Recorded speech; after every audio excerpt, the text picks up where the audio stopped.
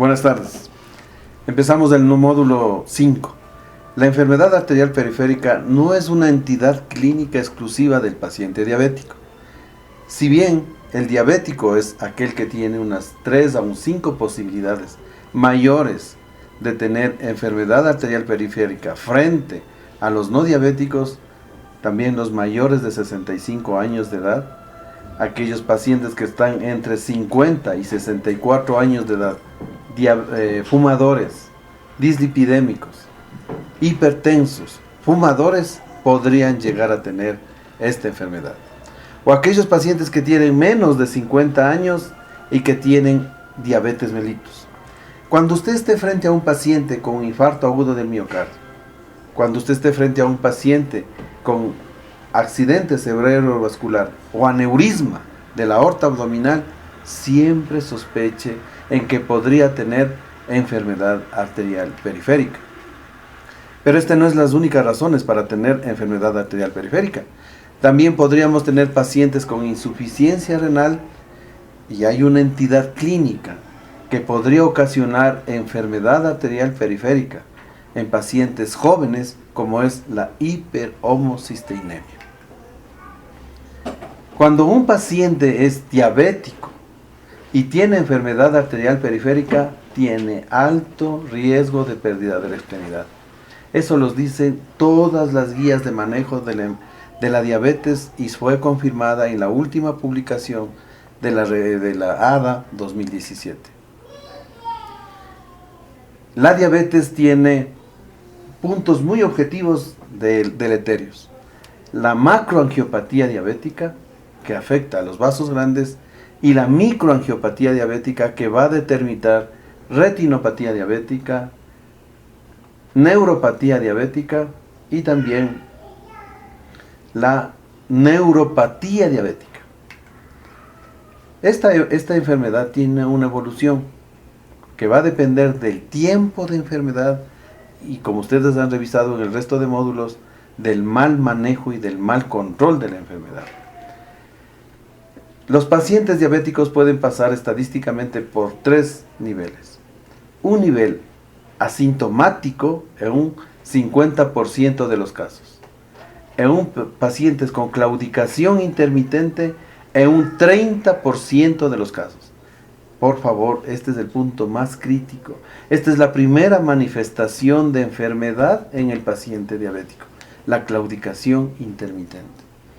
Y apenas un 20%, un porcentaje pequeño de estos 100%, deberían de estar donde el cirujano vascular, en bypass, en cirugía endovascular. El resto es de manejo clínico. De acuerdo con las guías AJA del Colegio Americano del Corazón 2016, la claudicación intermitente, lamentablemente en el paciente diabético, no siempre se manifiesta como dolor en las extremidades. Podría tener fatiga, podría manifestarse como calambres, como cansancio de las piernas después de la deambulación. Estas manifestaciones clínicas tienen que ceder después de que el paciente se encuentra en reposo en menos de 10 minutos. Cuando usted tiene este conjunto de síntomas y signos, son aquellos que van a clasificar o van a determinar esta definición como claudicación intermitente. Cuando usted tiene un manejo agresivo, intenso, de la claudicación intermitente y eficaz, apenas un 5% o menos de un 5% de estos pacientes claudicadores avanzarán o llegarán a tener isquemia crítica. La isquemia crítica es la antesala a la pérdida de la extremidad. Es la antesala a perder la extremidad. El profesor Fontay hace muchos años clasificó a la enfermedad arterial periférica en 4 estadios. En un estadio 1, asintomático, pero el paciente es diabético. Es decir, paciente asintomático con factores de riesgo, fumador, dislipidémico, añoso. Este paciente está en estadio 1, pero no claudica, no tiene nada. En el estadio 2, el paciente ya claudica, ya tiene dolor, cansancio, calambres en la extremidad, producto de la deambulación.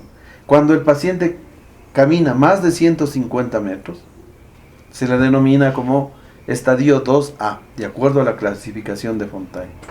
Cuando el paciente camina menos de 150 metros y tiene dolor o fatiga, se lo determina como 2B. Este es el más grave. Y por último, llegamos a un estadio 3. Este estadio 3 clínico, sin lesión, se llama dolor isquémico en reposo. El paciente ya no camina y presenta dolor. Y el estado en el que ya tenemos lesiones periféricas, que tenemos úlceras, gangrena, es del estadio 4, que se llama úlcera o gangrena. Esta clasificación la usamos durante mucho tiempo, que es una forma muy simple de clasificar la enfermedad, pero tenemos una clasificación moderna que la clasifica en categorías el profesor Rutherford. Tal vez sea un poco más amplia en el sentido de clasificar a la claudicación intermitente como leve, moderada y severa. Y probablemente nos ayuda a tomar unas decisiones más acordes con la actualidad farmacológica y clínica. Además, el estadio de las lesiones distales las clasifica el profesor Rutherford en lesión menor y lesión mayor. La isquemia crítica es aquella en la que el paciente tiene dolor isquémico en reposo que no cede a la administración de opiáceos o que tiene lesiones distales, menores o mayores. Esto es lo que conocemos como isquemia crítica. Cuando el paciente tiene isquemia crítica, la lesión no se circunscribe a una área determinada de las extremidades, sino que podría tener además enfermedad coronaria, enfermedad carotidia y o enfermedad periférica. Cuando usted está frente a un paciente con enfermedad arterial periférica, obligatoriamente usted tiene que sospechar que podría tener a nivel coronario o a nivel carotidio unas lesiones parecidas. Cuando uno revisa la mortalidad, ¿qué pasa con este paciente en el tiempo? Resulta que estos pacientes con enfermedad arterial periférica definida mueren más que el cáncer de colon, mueren más que el cáncer de mama. Por un lado, morbilidad y por otro lado, mortalidad alta. En el Ecuador constituye la diabetes la primera causa de muerte. Los problemas cardiovasculares y los problemas hipertensivos la segunda y la tercera causa respectivamente. Estamos hablando de un problema realmente serio. Nosotros tenemos que correlacionar la parte clínica con la parte morfológica. ¿Qué pasa con la arteria? La arteria, cuando está su luz de la arteria completamente indemne, el paciente está sintomático, pero podría ser diabético. Cuando esta luz se ha perdido hasta un 50%, el paciente continúa sintomático. Pero cuando el paciente ha perdido más del 60%, ahí paremos, ¿no?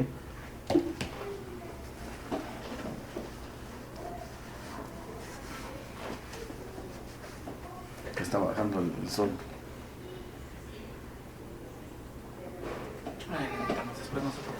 Ya.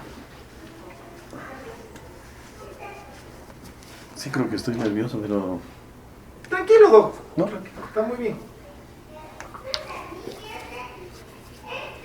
Ya. Listo, doc. Continúe. Ya. La historia natural de la enfermedad pasa por 3 estadios. Un primer estadio en que la luz del vaso está completamente indemne y podría estar estenosado, disminuido en su luz hasta un 60% y el paciente estar asintomático. Cuando el paciente tiene una estenosis mayor al 60%, hasta un 80% el paciente claudica. Y cuando la estenosis es mayor al 80% o se tapó completamente, está en isquemia crítica.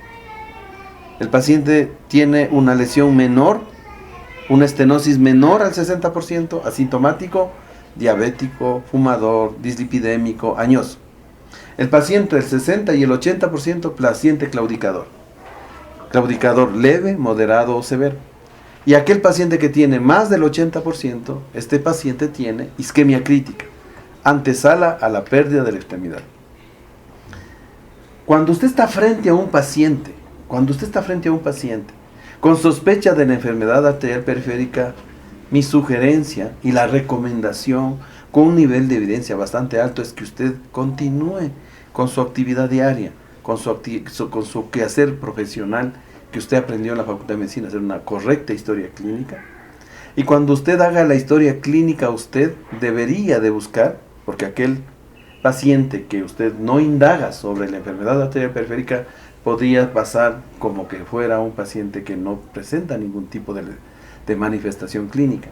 Y para eso en los años de 1965 Ross nos enseñó tres preguntas fundamentales.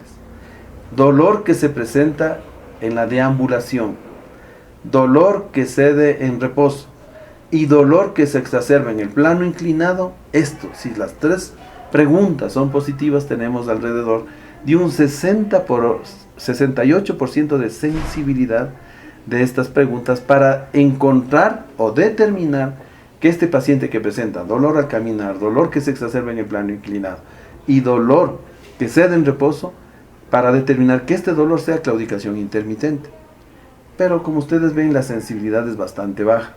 Entonces en la ciudad de Edimburgo se reunieron y determinaron un cuestionario eficaz, efectivo, que tiene una sensibilidad del 80%. Por lo tanto, deberíamos revisar estas preguntas y cada una de ellas irlas haciendo a nuestro paciente.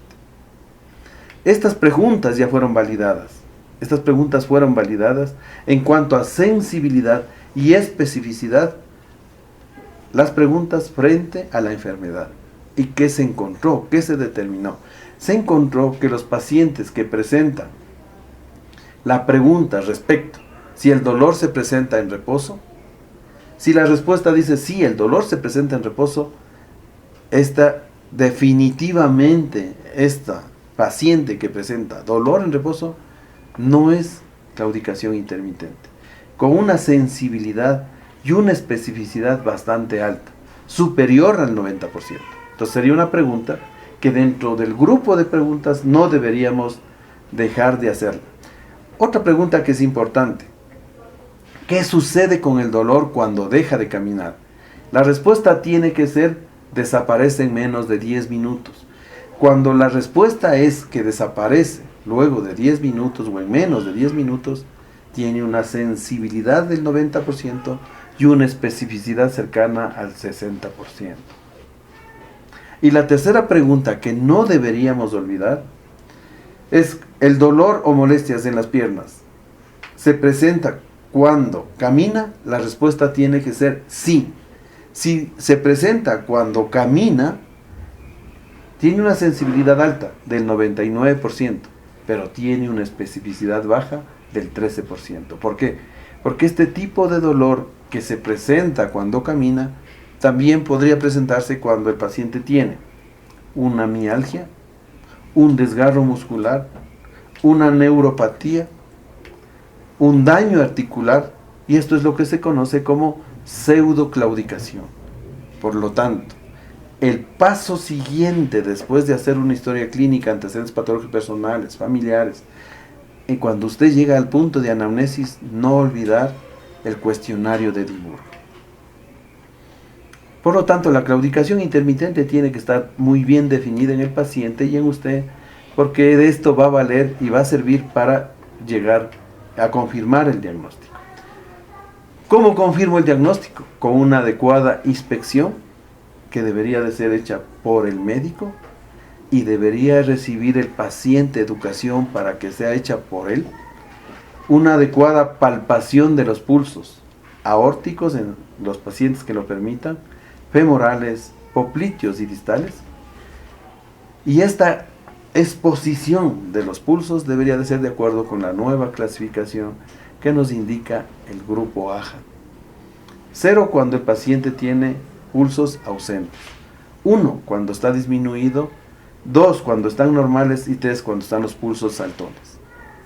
Hasta hace poco era bastante ambiguo y de hecho no ha habido una forma de presentar cómo se debería interpretar o reportar los pulsos, pero usted ya sabe que 0 es ausente, 1 filiforme, 2 normal y 3 pulso saltón para poder continuar.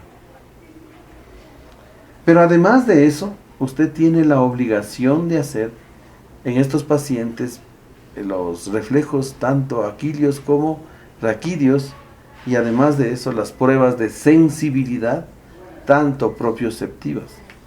de las extremidades.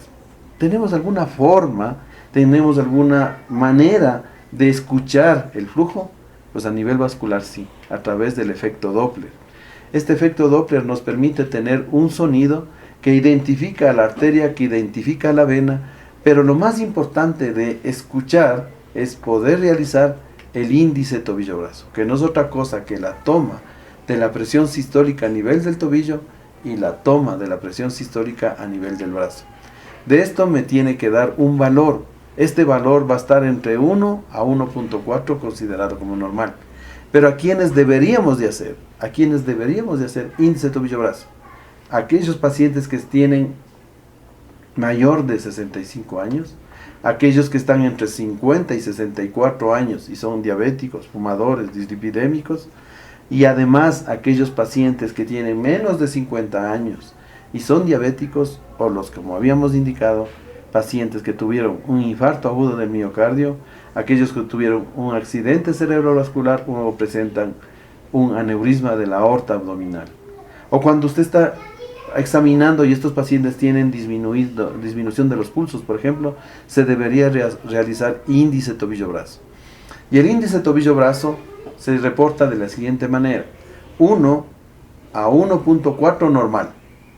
Más de 1.4 como no compresible, aquel que tiene menos de 0.9 como enfermedad arterial periférica, y aquel paciente que está entre 0.9 y 0.99 se lo considera como borderline. Cuando los pacientes son sintomáticos y usted sabe hacer un índice tobillo-brazo adecuado, comparado con la arteriografía, que es el gold estándar, tiene una sensibilidad y especificidad mayor al 90%. Cuando usted tiene índices tobillo-brazos por debajo de 0.4, no solo que el paciente está en riesgo de pérdida de la extremidad, sino que está el paciente en riesgo de pérdida de la vida. Por lo tanto, nos podría servir el índice tobillo-brazo para confirmar la enfermedad y nos puede servir para dar el pronóstico de vida de este paciente. Después de la toma del índice tobillo-brazo, si el paciente presenta un valor por debajo de 0.9, este paciente tiene enfermedad arterial periférica. Si regresamos un momento a la parte hemodinámica, vamos a recordar que teníamos daño a nivel del vaso de menos del 60%. Cuando el paciente está en este tipo de circunstancias, va a tener un valor entre 1 a 1.4. Cuando el paciente tiene una estenosis, una disminución del flujo entre el 60 al 80%, el paciente va a tener claudicación. Usted espere ahí un valor de 0.89 hasta 4. Y por último, y grave, muy grave, es aquel que tiene menos de 0.4. Este paciente tendrá isquemia crítica, y si regresamos a ver a la pared de la aorta, a la luz de la pared de la arteria, vamos a ver que tiene una estenosis mayor al 80%.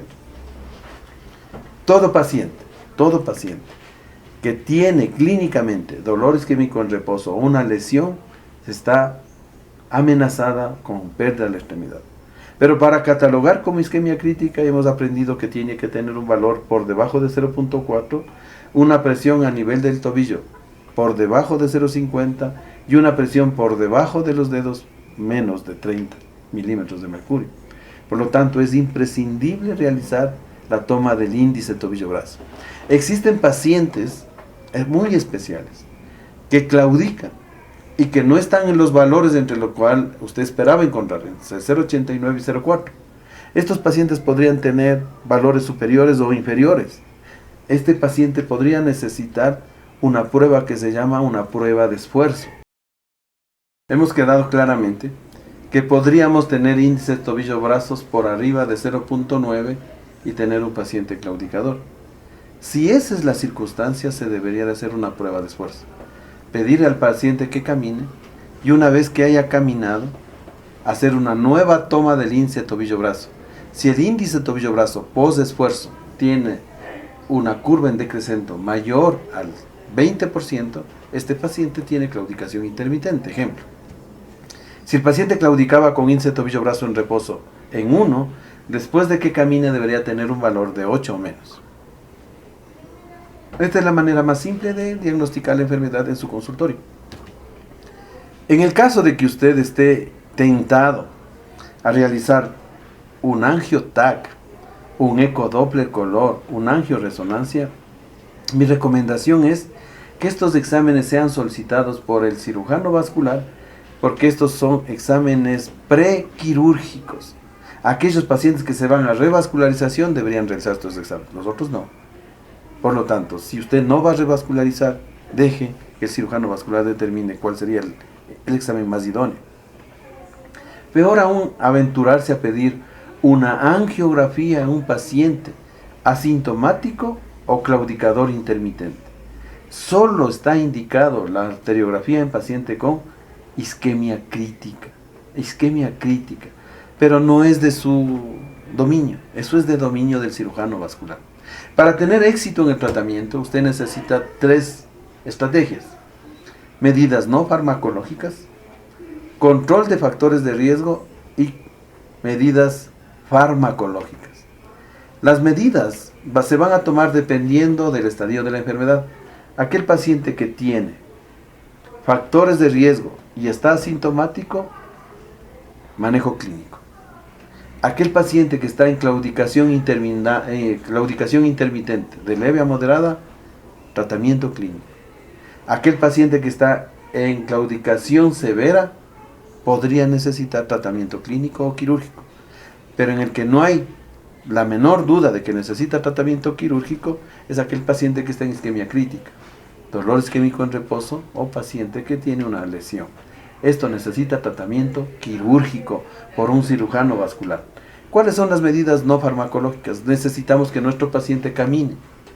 Esta caminata tiene que ser por lo menos durante 30 a 45 minutos, 3 días a la semana. Debe ser una caminata supervisada, controlada, guiada. Aquella caminata que el paciente nos cuenta, de que va de la cocina al baño, del baño al comedor, esa caminata no supervisada, no controlada, no tiene un nivel de evidencia y recomendación tan alto como la caminata supervisada, que tiene un nivel de evidencia y recomendación 1A, de acuerdo con todas las guías revisadas. El control de factores de riesgo, como dejar de fumar, es determinante. Las medidas no farmacológicas tenían 2 objetivos fundamentales. La primera, mejorar la calidad de vida, y la segunda, permitir mejor el control de los factores de riesgo. El control de los factores de riesgo tiene un objetivo terapéutico muy importante, que es disminuir la morbimortalidad. Por lo tanto, recomendar dejar de fumar, de acuerdo con todas las guías que podemos revisar, tiene un nivel de evidencia y recomendación bastante alto. Además del control de la dislipidemia, el uso de estatinas tiene un nivel de evidencia y recomendación alto, 1A, de acuerdo con las guías AG. Pero ¿cómo deberíamos de hacerlo? Todo paciente diabético que se acompañe de 1 o 2 factores de riesgo adicionales tiene que tener un LDL colesterol menos de 100. Pero los pacientes que ya tienen enfermedad arterial periférica, son diabéticos, que tuvieron un accidente cerebrovascular o tuvieron un infarto agudo del miocardio, necesitan un manejo más agresivo. Y este manejo más agresivo es menos de 70 de LDL colesterol. Para conseguir esto necesitamos cambios en el estilo de vida y terapia farmacológica dependiendo de las circunstancias. Además debemos tener un control de la diabetes. Un control de la diabetes que nos va a permitir mejorar la morbimortalidad, pero para tener esto necesitamos una hemoglobina glicosilada por debajo de 7. Esto nos permitirá mejorar la morbimortalidad. Esto nos permitirá retrasar el aparecimiento de las enfermedades como la enfermedad arterial periférica y otras. Además del control de la presión alta, y los pacientes van a necesitar antiagregantes plaquetarios tipo aspirina o clopidogrel para disminuir la morbimortalidad. Por último, y muy importante, es el manejo de la claudicación intermitente. El manejo de la claudicación intermitente, de acuerdo con las guías desde hace más de 10 años, tenemos al cilostazol como el mejor medicamento para el control de la claudicación intermitente. ¿Cómo lo hace? Por una inhibición selectiva de la fosfodiesterasa 3, permitiendo que estos vasos se dilaten y llegue mayor cantidad de sangre a nivel muscular y permitiendo un aumento en la distancia máxima caminada y en la distancia libre de dolor. Además de eso, tiene un efecto antiagregante plaquetario que da como resultado final mejor la calidad de vida, mejorar la morbimortalidad. Cuando usamos cilostazol 100 miligramos 2 veces al día, el paciente mejorará en la distancia máxima caminada y la distancia libre de dolor. Además, hay múltiples publicaciones que nos permiten conocer que aumenta el HDL colesterol, que hay una regresión de la placa aterosclerótica a nivel carotidio, como lo publicó en Circulation 2010. Como vemos, son algunos factores que nos van a ayudar a mejorar al paciente en nuestra calidad de vida. Se han hecho estudios en donde se ha comparado cilostazol 100 miligramos versus 50 miligramos versus pentoxifilina versus placebo, en lo que ha demostrado fehacientemente que cilostazol 100 miligramos 2 veces al día es la mejor decisión que usted puede tomar para mejorar la distancia máxima caminada, la distancia libre de dolor, como lo demostró la revisión sistemática Cochrane en el año 2014. Por lo tanto, cilostazol es el mejor medicamento para tratar la claudicación intermitente, de acuerdo con el Journal de Cirugía Vascular para el tratamiento de la claudicación intermitente 2015, como estas clínicas cardiológicas de manejo de la enfermedad arterial periférica y las guías 2016 del Colegio Americano del Corazón. Nivel de evidencia y recomendación 1A. Y si todavía seguíamos prescribiendo pentoxifilina, deberíamos ipso facto de dejar de hacerlo, porque no tiene ningún nivel de evidencia positivo en que podría mejorar de algún aspecto la claudicación intermitente. Pero hay una recomendación importante: cada caso tiene que ser evaluado independientemente. No todos los pacientes podrían ser susceptibles de tratamiento clínico y existen muy pocas circunstancias en las que usted necesita operar a un paciente claudicador. ¿Quiénes no deberían ser operados? Aquel que tiene claudicación leve o moderada. Quienes no deberían ser operados, aquellos que accidentalmente, incidentalmente encuentran una lesión y que el paciente no tiene manifestaciones clínicas de isquemia crítica, no interconsulte al cirujano vascular con la intención de que le opere. Pero a quienes deberíamos operar, aquel paciente que claudica y tiene limitación funcional, aquel paciente que no le permite esta claudicación hacer su actividad diaria. Estos probablemente necesiten cirugía, no aquellos pacientes que tienen claudicación y que por su edad están limitados en su actividad y que no interfieren en su calidad de vida. Además de estos pacientes que ya recibieron tratamiento clínico y no mejoraron con cilostazol, caminati y control de los factores de riesgo, probablemente se podrían beneficiar de una cirugía de tipo vascular, endovascular o cirugía abierta. Si la claudicación es limitante y el paciente está en una etapa productiva laboral, debería recibir tratamiento quirúrgico. Además, se ha demostrado que el cilostazol podría tener un beneficio en prevenir el stroke, pero las guías europeas, las guías americanas no le dan ningún tipo de nivel de recomendación, pero sí las guías japonesas. Aparentemente, solo serviría para este grupo etario, para los demás no. Y cuando usted ya el paciente recibió tratamiento de angioplastía por isquemia o por claudicación severa, luego de la intervención, el paciente debería recibir cilostazol para evitar la estenosis post-angioplastía. Aquel paciente que tiene una lesión isquémica caracterizada por una úlcera, que tiene indicación de cirugía, pero que tiene contraindicación a la cirugía, podría, sin estudios randomizados, dobles ciegos, con alta o fuerte evidencia, podría recibir silostazol. Podríamos hacer mucho con tan poco. Muchas gracias.